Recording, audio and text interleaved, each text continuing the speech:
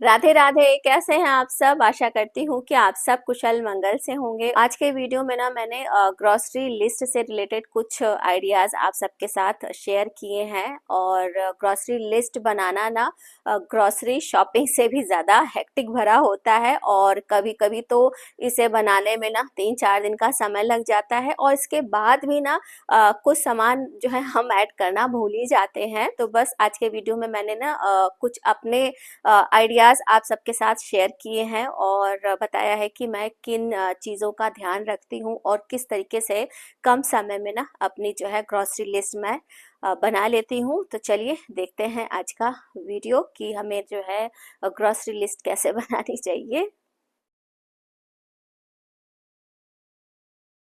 हमारे रोज़मर्रा की आवश्यक वस्तुओं की जो सूची होती है ना, उसे ग्रोसरी लिस्ट कहते हैं। साथ ही इस लिस्ट में एडिबल और नॉन एडिबल दोनों ही आइटम्स होते हैं। तो ग्रॉसरी लिस्ट बनाने से पहले ये जान लेते हैं कि इस लिस्ट में ना कौन कौन से आइटम्स आते हैं। तो सबसे पहले जो कैटेगरी है ना, उसमें सीरियल्स, पल्सेस और ग्रेन्स हैं। और दूसरी जो कैटेगरी है उसमें है फ्रूट्स, वेजिटेबल्स। तीसरा जो है वो है डेयरी प्रोडक्ट्स, और चौथा है ना फ्रोज़न आइटम्स। तो जो ये फर्स्ट कैटेगरी है ना, इसी की जो शॉपिंग है वो मंथली हम करते हैं, ताकि एक बार में जा कर के हम सारा सामान लेकर के आए। और इस कैटेगरी में बहुत सारे सामान होते हैं, स्पाइसेस, ऑयल्स, ग्रेन्स, पल्सेस। तो इसकी लिस्टिंग करनी ना सबसे ज़्यादा ज़रूरी होती है। इसके बाद ना फ्रूट्स और वेजिटेबल्स की बारी आती है। तो इसे ना हम हफ्ते में 2 बार तो कम से कम जो है परचेज़ करते ही हैं। जैसे एक बार गए लेकर के आए, 2-3 दिन सब्जियां और फ्रूट्स चले, जब वो ख़त्म हो गए तो फिर दोबारा जा कर के ले आते हैं। तो इस तरीके से हम ना हफ्ते में 2 बार जो है इनकी शॉपिंग करते हैं। और फिर तीसरा जो है वो है डेयरी प्रोडक्ट्स। तो डेयरी प्रोडक्ट्स में जो दूध है, दही है, तो इसका तो ना हम रोज़ ही यूज़ करते हैं। मतलब दूध हमारे यहाँ रोज़ डेली का डेली आता है, चाहे हम जो है गाय का दूध लें या फिर पैकेट वाले दूध लें। और इसके अलावा भी ना कुछ डेयरी प्रोडक्ट्स हैं, जैसे चीज़ है, पनीर है, तो इन्हें ना हम स्टोर करके नहीं रखते हैं, क्योंकि ये जो है ना बहुत जल्दी ख़राब हो जाते हैं। तो इनको ना हम ज़्यादातर जब हमें कोई रेसिपी बनानी होती है ना, तभी परचेज़ करते हैं। इसके बाद ना ये फ्रोज़न आइटम्स की कैटेगरी है। तो हमारे भारत में ना बहुत ज़्यादा अभी फ्रोज़न फूड्स ना खाने का कल्चर नहीं है। बस हम ना अभी केवल मटर और कॉर्न ही स्टोर करके रखते हैं, या फिर मार्केट से ना ले करके आते हैं। तो इसके लिए भी बहुत ज़्यादा लिस्टिंग की हमें आवश्यकता नहीं पड़ती है। और ग्रॉसरी लिस्ट में ना एक और कैटेगरी होती है, ये टॉयलेटरीज़ और क्लीनिंग प्रोडक्ट्स की। तो इसकी जो शॉपिंग है ना, वो मैं अलग करती हूँ। मतलब जब घर के खाने पीने का सामान लेने जाती हूँ ना, तब ये सारे सामान नहीं लेती हूँ। उसका मेन कारण ये है ना कि सामान बहुत ज़्यादा हो जाता है। तो 2 पार्ट्स में जब मैं डिवाइड करके शॉपिंग करती हूँ ना, तो सामान आसानी से आ जाते हैं। तो उसके बारे में ना उसकी लिस्टिंग के बारे में मैं बाद में बात करूँगी। फ़िलहाल तो आज मैं ना केवल बात करने वाली हूँ मंथली ग्रॉसरी शॉपिंग लिस्ट की, किसे हमें कैसे बनाना चाहिए। तो मंथली ग्रॉसरी लिस्ट बनाने से पहले ना आप एक परमानेंट ग्रॉसरी लिस्ट बना लें। तो इसे बनाना कैसे है ये भी मैं आपको बताती हूँ। तो फिलहाल अभी आपको ये मैं दिखा रही हूँ ना, ये है मेरी परमानेंट ग्रॉसरी लिस्ट। और इस लिस्ट में ना मैंने सारे ग्रॉसरी आइटम्स को अलग अलग कैटेगरी में बांट करके इनकी लिस्टिंग की है। तो सबसे पहले ये जो पेज है ना, इसमें मैंने मसालों की लिस्ट बनाई है। तो मसाले भी साबुत और पिसे, 2 तरह के मसाले हम यूज़ करते हैं ना। तो एक तरफ मैंने सारे साबुत मसालों की लिस्टिंग की है, और दूसरे साइड में मैंने ना जितने भी ये पिसे मसाले होते हैं उनकी सारी लिस्टिंग कर दी है। एक साथ सारे मसालों की लिस्ट है इस पेज पर। और इसके बाद का जो पेज है ना, इसमें मैंने सारे जो कुकिंग ऑयल्स है ना, उनकी लिस्ट बना दी है। और साथ में ही जो नमक है उन्हें भी लिख दिया है, क्योंकि नमक में भी आजकल कई वैरायटी के नमक आते हैं। इसके बाद नेक्स्ट पेज में ना मैंने सारे आटों की लिस्ट बनाई है, जैसे गेहूँ, जौ, चना, मैदा, बेसन, सत्तू। तो ये सारे ही जो आटे हैं ना, ये तो 12 महीने हमारे यहाँ पे यूज़ होते हैं। इसके अलावा कुछ सीजनल फ्लावर भी होते हैं ना, जैसे बाजरे या मक्का, चावल, तो इन्हें भी लिख दिया है। तो फिलहाल तो इन सब का यूज़ ज़्यादातर ठंड में होता है। इसके बाद नेक्स्ट कैटेगरी है ना दालों की। तो दालों में भी ना काफ़ी वैरायटी आती है, साबुत दाल, बिना छिलके वाली दाल, छिलके वाली दाल। तो इन सब की ना पूरी लिस्टिंग मैंने कर दी है। तो इससे ना काफ़ी जो है आराम हो जाता है अब जब मुझे लिस्ट लिस्ट बनाना होता है। दालों के लिए बहुत ज़्यादा माथापच्ची नहीं करनी पड़ती कि कौन सी दाल मुझे लेनी है कौन सी नहीं है। इसके बाद ना मैंने ब्रेकफास्ट की कैटेगरी बनाई है, तो इसमें पोहा, सूजी, पास्ता, नूडल्स, ओट्स, दलिया, लाई, भुना चना, ये सब जो है लिख दिया है। साथ में रेडीमेड स्नैक्स भी हैं जैसे बिस्किट, नमकीन, और इसके अलावा टी और कॉफ़ी भी है, जैसे regular T, green tea, regular coffee, green coffee. तो ये सारी चीज़ें ना एक जगह पे लिख दी हैं। और लास्ट वाले पेज को मैंने ना मिसलेनियस आइटम के लिए रखा है, जिसमें अभी मैंने केवल ड्राई फ्रूट से लिख करके रखा हुआ है। आगे और भी जो चीज़ें मुझे याद आती जाएंगी धीरे धीरे इसमें ऐड करूँगी। तो अभी मैंने आपको बताया कि किस तरीके से हमें परमानेंट ग्रॉसरी लिस्ट बनानी है। तो जब हमने ना परमानेंट ग्रॉसरी लिस्ट बना ली है, तो अब हमें आगे क्या करना है, तो अब हमें ना जब कभी भी ग्रॉसरी शॉपिंग के लिए जाना हो ना, तो सबसे पहला काम तो हमें ये करना चाहिए कि हमारे जितने भी डेली यूज़ वाले ग्रॉसरी के कंटेनर्स हैं ना, उन्हें खोल करके ज़रूर चेक कर लेना चाहिए कि किस किस कंटेनर में कितना सामान बचा हुआ है। तो फ़िलहाल अभी मैंने ये जो कैबिनेट खोला है, तो इस कैबिनेट में ना मैं सारे जो रॉ ब्रेकफास्ट के आइटम्स हैं वो रखती हूँ, और साथ ही साथ ना रेडीमेड स्नैक्स जो होते हैं उन्हें रखती हूँ। तो अभी फ़िलहाल मैंने ना सारे ही कंटेनर्स नीचे उतार करके इन्हें खोल करके चेक कर लिया, और लगभग सारे ही कंटेनर्स ना खाली होने वाले हैं।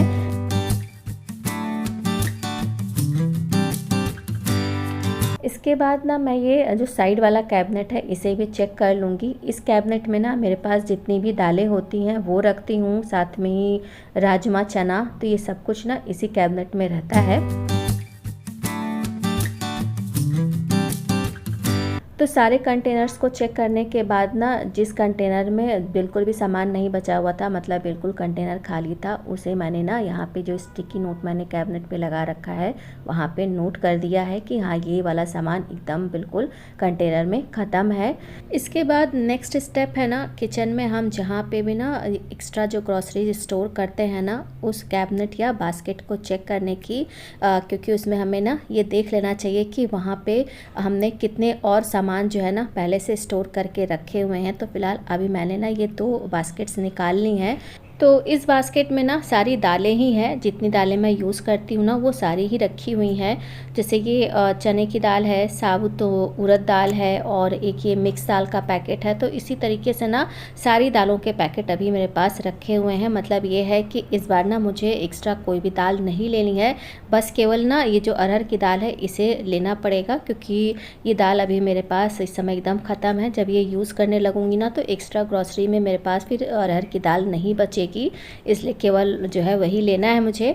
और ये चने की दाल का मुझे ना इसमें 2 पैकेट मिल गया है। तो इसी तरीके से ना जो रखी हुई ग्रॉसरीज़ हैं उन्हें ज़रूर चेक कर लेना चाहिए, क्योंकि अक्सर ऐसा होता है ना कि हमारे पास सामान पहले से रखा होता है और हम बिना चेक किए जब ग्रॉसरी शॉपिंग के लिए जाते हैं तो उस सामान को ना हम दोबारा से लेकर के चले आते हैं, तो जिससे ना हमारा पैसा और समय दोनों ही ना वेस्ट हो जाते हैं। तो अभी ना दालों का बास्केट चेक कर लिया, इसके बाद ये दूसरा बास्केट भी मैं चेक कर रही हूँ। तो इसमें ना ज़्यादातर जो है ब्रेकफास्ट के जो है सामान मैं रखती हूँ। तो इसमें ये लाई का रखा हुआ एक पैकेट और भुना चना है, साथ ही इसमें ओट्स और पास्ता भी रखा हुआ है। तो ब्रेकफास्ट का भी ना बहुत ज़्यादा मुझे आइटम नहीं लेना है। इसके बाद कुछ ग्रॉसरीज़ ना मैं यहाँ का जो साइड वाला कैबिनेट है ना उसमें रखती हूँ। तो इसे भी चेक कर लिया, तो इसमें भी कुछ सामान मुझे मिल गया एक्स्ट्रा, जैसे बेसन मिल गया, चना है, और सेवइयों का पैकेट है वो मिल गया, पूरा बड़ा पैक अभी रखा हुआ है, इसे मैंने अभी खोला भी नहीं है। तो इसी तरीके से ना मैंने सारी जो है एक्स्ट्रा ग्रॉसरीज चेक कर ली, कंटेनर्स में क्या क्या सामान पड़ा हुआ है वो सब चेक कर लिया। और चेक करने के बाद यहाँ जो स्लिप पे मैंने ना कुछ सामान लिखे हुए थे जो कंटेनर्स में एकदम खाली हो गए थे, तो उन्हें मैंने थोड़ा सा काट दिया है, क्योंकि कुछ सामान मुझे ना ये एक्स्ट्रा ग्रॉसरीज़ में मिल गए हैं, जैसे दाल, राजमा, चना। तो अब उन्हें भी ना मुझे इस महीने में नहीं परचेज़ करना है, अब बनानी है मुझे फाइनल ग्रॉसरी लिस्ट। तो अभी मेरी जो ये परमानेंट लिस्ट है ना उसमें जो दालों वाली कैटेगरी का पेज है ना उसे मैंने खोल लिया है, और अब बस इस लिस्ट में मैं चेक करके देख लूँगी कि मुझे कौन कौन सी दालों की आवश्यकता है और कौन कौन सी दालें मेरे पास हैं। तो वो सारी चीज़ों को टैली करके फिर मैं फाइनल लिस्ट जो है बनाऊँगी।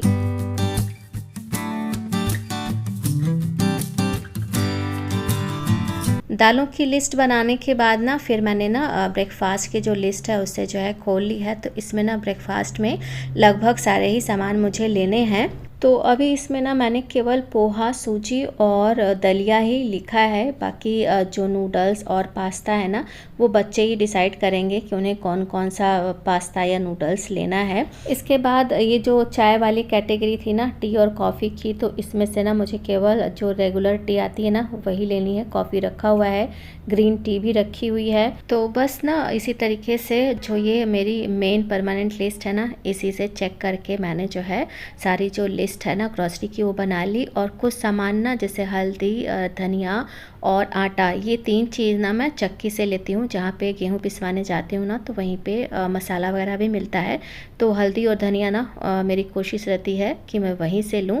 पैकेट वाला बहुत कम यूज़ करती हूँ। और इसके बाद अब बचते हैं बाकी के मसाले, तो इनकी भी लिस्टिंग की हुई है ना। तो अब फाइनल इनकी भी लिस्ट मैं तैयार करूँगी। लेकिन उससे पहले ना जो मसाले मेरे पास रखे हुए ना बास्केट वगैरह में, तो उनको पहले मैं चेक कर लूँगी कि उसमें ना क्या क्या चीज़ें अभी मेरे पास हैं। तो सबसे पहले ना मैंने ये बास्केट चेक की, क्योंकि इस बास्केट में ना मैं सारे जो मसाले के खुले हुए पैकेट्स हैं ना उन्हें रखती हूँ। तो अभी ना काफ़ी मसाला इसमें रखा हुआ है, साबुत भी और पिसा हुआ भी। और इसके बाद फिर जो है ना मेरे पास तो ये प्लास्टिक के कंटेनर्स हैं, तो इन्हें मैंने चेक कर लिया। इसमें ना मैं ज़्यादातर जो है सील पैकेट्स रखती हूँ। तो ये सारे भी ना लगभग भरे ही हैं, मतलब इसमें भी सारे सील पैकेट्स अभी नए रखे हुए हैं। तो अभी ना मेरे पास मसालों का अच्छा खासा स्टॉक हो रखा है, मतलब कि मुझे ना मसालों की शॉपिंग नहीं करनी है। बस इस समय ना केवल जीरा नहीं है मेरे पास, तो जीरा ही मैं जो है नोट करूँगी। एक बार फ़िलहाल मैंने जो है जो मसालों की लिस्ट है उसे क्रॉस चेक कर लिया कि कहीं ऐसा ना हो कि कोई मसाला छूट जाए और फिर बाद में बीच में ना सामान लेने के लिए जाना पड़े मुझे। और जब मैं ये लिस्ट बना रही थी ना तो उसके 3-4 दिन बाद ही नवरात्रि भी थे, तो मैंने ना फलाहार का भी सारा सामान लिख दिया। और ये सारे ही सामान ना मिसलेनियस हैं, तो मैंने इन सारे सामानों को ना जो मिसलेनियस कैटेगरी मैंने बनाई है ना उसमें जो है नोट करके रख दिया। तो अभी फ़िलहाल फाइनल लिस्ट मेरी ना तैयार हो गई। और मैंने जो ये ग्रॉसरी लिस्ट बनाई है ना इसमें केवल मैंने सामान ही लिखे हैं, इनकी क्वांटिटी नहीं लिखी है। इसके मेन 2 कारण हैं। एक तो पहला ये है कि मैं खुद जा रही हूँ सामान लेने, और दूसरा मुझे ये पता है कि मुझे महीने में किन किन सामानों की कितनी आवश्यकता है, तो उस हिसाब से ना इसे मैं ले लूँगी। लेकिन यही अगर मुझे ना लिस्ट दे करके किसी और से सामान मंगाना होता तो सामानों के साथ ही साथ उनके सामने मैं उनकी क्वांटिटी भी लिख देती। तो ये ना पूरी तरह से डिपेंड करता है कि हमें ग्रॉसरी कैसे लानी है, खुद लानी है या किसी के द्वारा मंगवानी है हमें। और अब बात करते हैं कि इस परमानेंट ग्रॉसरी लिस्ट या ग्रॉसरी लिस्ट से ना क्या क्या फ़ायदे हैं। तो ग्रॉसरी लिस्ट बना करके शॉपिंग करने के फ़ायदे तो सभी को पता है कि जब हम एक साथ सारे सामानों की लिस्ट बना करके शॉपिंग के लिए जाते हैं तो सारा सामान एक बार में ही हम ले आते हैं, और फिर बार बार जो है ना हमें जो है शॉप पे नहीं जाना पड़ता है। और जब बार बार नहीं जाना होता है तो हमारा समय और पैसा दोनों ही बचता है, और दोनों ही ना बहुत ज़्यादा कीमती है सभी के लिए। और अब बात करती हूँ ना हमारी परमानेंट ग्रॉसरी लिस्ट यानी कि मास्टर ग्रॉसरी लिस्ट के फ़ायदे के बारे में। तो मैंने जो इस लिस्ट को बनाने के बाद जो फ़ायदे महसूस किए हैं ना उसमें सबसे बड़ा एक फ़ायदा तो ये है कि मुझे ना अब ग्रॉसरी लिस्ट बनाने में ना बहुत समय नहीं लगता है। मिनटों में ना मेरी ग्रॉसरी लिस्ट तैयार हो जाती है। इसका कारण ये है कि एक मेरे पास परमानेंट ग्रॉसरी की लिस्ट बनी रखी हुई है, बस उसमें से ना मुझे सामानों को चेक करना है कि मेरे पास क्या क्या सामान है और इसके बाद फिर उन्हें नोट कर लेना है। तो ये सब में ना बहुत ज़्यादा समय नहीं लगता है। और दूसरी सबसे बड़ा फ़ायदा ये हुआ है कि कोई भी सामान मैं ना अब भूलती नहीं हूँ लिस्ट में। लेकिन पहले क्या होता था, कुछ ना कुछ ज़रूर भूल जाती थी, और जब भूल जाओ तो फिर दोबारा से जो है शॉप पे जाना ही पड़ता था। तो बार बार शॉप पे जाना ना थोड़ा सा इरिटेटिंग लगता है। तो ये थे कुछ फ़ायदे परमानेंट ग्रॉसरी लिस्ट के। और इस लिस्ट की वजह से ना अब ग्रॉसरी लिस्ट बनाना मेरे लिए ना हेक्टिक भरा बिल्कुल भी नहीं होता है। ये था मेरा आज का वीडियो, और वीडियो अगर हेल्पफुल लगी हो तो प्लीज़ वीडियो को लाइक और चैनल को सब्सक्राइब करना ना भूलिएगा। मिलते हैं अगले ब्लॉग में, तब तक के लिए जय श्री कृष्ण।